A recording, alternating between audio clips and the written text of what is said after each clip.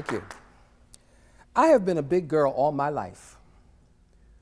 When I was a child, for most of my life, I have tried to make myself smaller, especially when I was a child. You know, I used to try to make myself smaller because, come on, when you're in elementary and middle school and all the boys like hit you right about here, it's just not a really good, you know, and you know how they line you up by size? And you end up in the back all the time, and the tallest boy is like 4 people in front of you, that sort of thing. I was so glad when I went to high school, y'all, when there were basketball players and people who were taller than me. It was wonderful. But I actually tried to do it physically when I was a child. And the way I did that was to kind of slouch over and kind of walk like this, just trying to minimize my height. But my mother was one of the most powerful women I have ever met in my life. And if you think I'm tall, my mother stood all of 5 feet 2 1/4 inches. And she was tough. And anytime she caught me doing this, she would slap me right here. Now, do you know what happens when somebody slaps you right here between your shoulder blades? What do? You stand up. That's right. And when she slapped me, after she slapped me, she looked up at me in her very imposing way and said, "You stand up."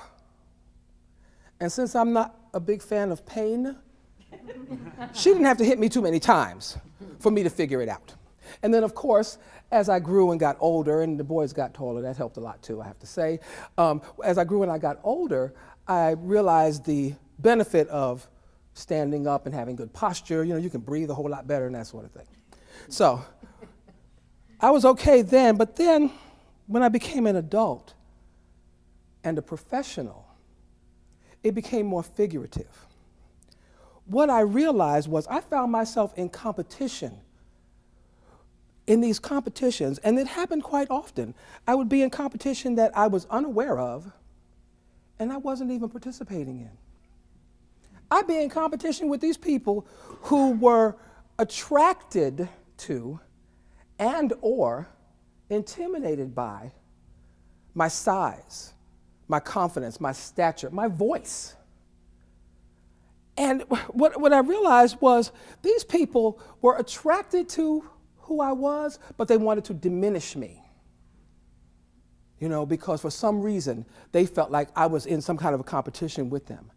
And I remember making a conscious choice to become a little bit less of who I am in order to make them feel more comfortable.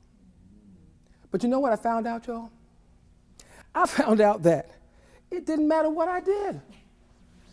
It didn't matter what I did.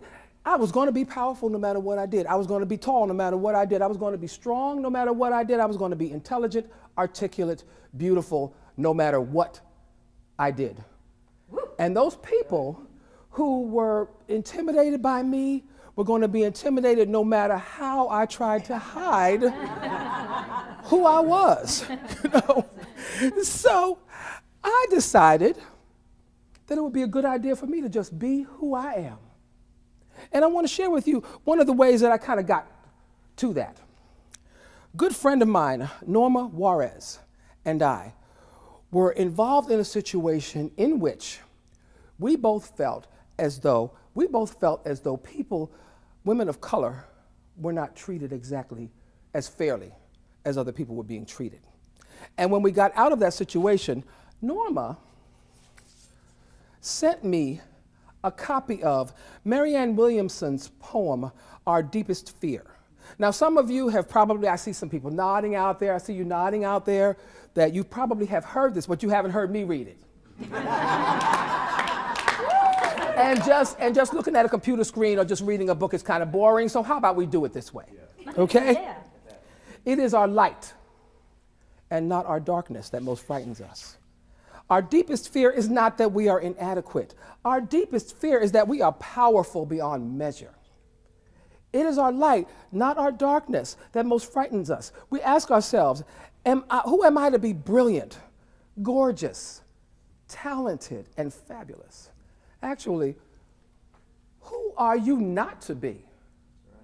You are a child of God. Your playing small does not serve the world. There is nothing enlightened about shrinking so that other people won't feel insecure around you. You were born to make manifest the glory of God that is within us. It's not just in some of us, it is in everyone. And as we let our own light shine, we unconsciously give other people permission to do the same. As we are liberated from our own fear, our presence automatically liberates others. And you know what? I decided that I agreed with Marianne. So I decided to embrace my light. And when I embraced my light, I found my beauty. Now, finding your beauty is not about physical beauty, although I do face that every morning in the mirror. Okay? Finding your beauty is really about resilience. It's about being resilient. And that's why I love butterflies. If you see me, look for the butterfly. Here's one here, here's one on my wrist, it's going to be on my ears, it's going to be somewhere. Okay? Because butterflies are very delicate and beautiful and resilient creatures. A caterpillar doesn't just crawl into a cocoon and sprout wings. That's not what that happens. What happens is they go through this process that turns them into mush, and they have to re-emerge as these beautiful, complete, new beings. And that's what I went through. That whole mush of the competitions and the attacks and all that sort of stuff, to emerge as the beautiful, complete being that I am. So how do you go about finding your beauty and embracing your light?